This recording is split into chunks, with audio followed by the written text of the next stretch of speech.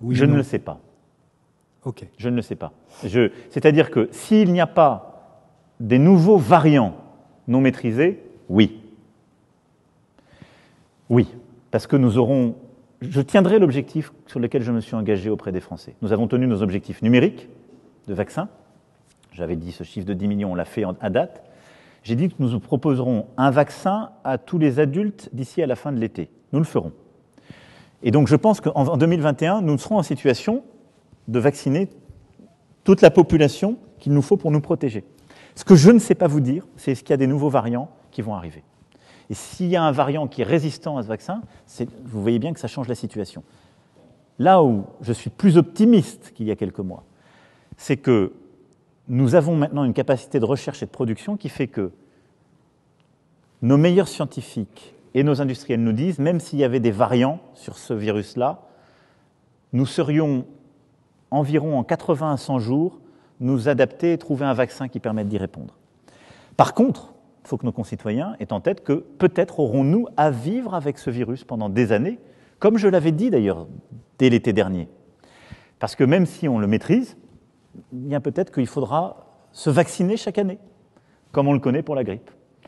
Parce que nous ne savons pas dire aujourd'hui combien de temps dure l'immunité acquise quand on a eu le vaccin, quand on a eu le virus, et on ne sait pas dire combien de temps dure l'immunité quand on a été vacciné. C'est trop tôt encore, on n'a pas le recul. Et donc peut-être qu'il faudra faire des rappels vaccinaux réguliers. Et peut-être que chaque année, il faudra se revacciner contre celui-ci. Cette crise sanitaire, j'ai entendu qu'elle a conforté certaines de vos convictions. Est-ce qu'elle en a bousculé d'autres? Et surtout, est-ce qu'elle a bousculé votre vision du monde? Et est-ce qu'elle va justement nourrir votre réflexion dans les prochains temps? Je crois qu'elle nous a tous transformés. Il a pu m'arriver de parler de réinvention, y compris pour moi-même. Je pense que nous nous sommes réinventés sans le savoir. Moi, j'ai toujours été prudent sur le fait que le monde allait être totalement différent le jour d'après. Personne ne sait le dire. Et nous sommes tous les mêmes avec nos qualités, nos défauts, nos habitudes. Et c'est la vie, et c'est ainsi, et c'est très bien. Par contre, je crois que cette crise, elle nous a touchés dans notre intimité et notre humanité. C'est-à-dire nous avons retrouvé l'expérience de la grande vulnérabilité. La peur pour nous-mêmes d'attraper le virus, et pour certains d'être gravement malades ou de mourir. Et cette peur-là... Et cette peur, quand elle est vécue comme un destin collectif, elle est d'une nature très différente. C'est-à-dire qu'on a vécu tous ensemble une pandémie. Et dans l'histoire de notre humanité, on ne l'avait pas vécu depuis très longtemps avec cette intensité. On a revécu la vulnérabilité à l'échelle d'une société. Je pense que nous avons tous eu peur ensemble de tenir au printemps dernier. On était tous très, très humbles et avec cette peur, parce que c'était nouveau, parce qu'on ne savait pas jusqu'où ça allait. Et puis on a tous revécu une forme de vulnérabilité par rapport à l'organisation du monde. Quand il nous a manqué des masques, parce qu'on ne les produisait plus chez nous, et que nous nous étions habitués à les acheter à l'autre bout du monde, en se disant on n'en manquera jamais, d'ailleurs ça ne vaut plus rien.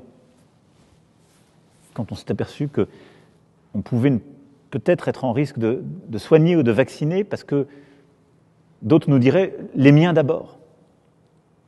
Et donc oui, il y a une chose, j'ai jamais été un défenseur de la mondialisation heureuse et naïve, jamais.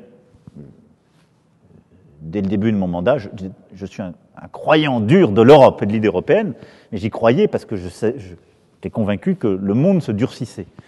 C'est pour ça que j'ai assumé ce concept de souveraineté européenne. Mais nous avons fait l'expérience durant cette crise du retour des égoïsmes nationaux, de manière très forte. Et je dirais qu'elle, pour moi, voilà, l'expérience de la vulnérabilité, le choix fort, assumé tous ensemble, de l'humanité, c'est-à-dire de la valeur de l'humain au-delà de tout. On a tout fermé pour défendre des vies, et on a fait un choix collectif, assumé, de mettre l'humain au-delà de tout. Et même quand on a décidé de ne pas fermer, ça a été le choix de l'humain, c'est-à-dire de nos enfants, de la santé psychologique, des équilibres du pays, de l'humain, des vies qu'il y avait derrière les chiffres. Et puis la redécouverte du fait que l'Europe est une entité qui nous tient. Parce que même si l'Europe a été lente, a eu des défauts, la réponse économique, on l'a construite en européen. La réponse sanitaire, on l'a construite en européen.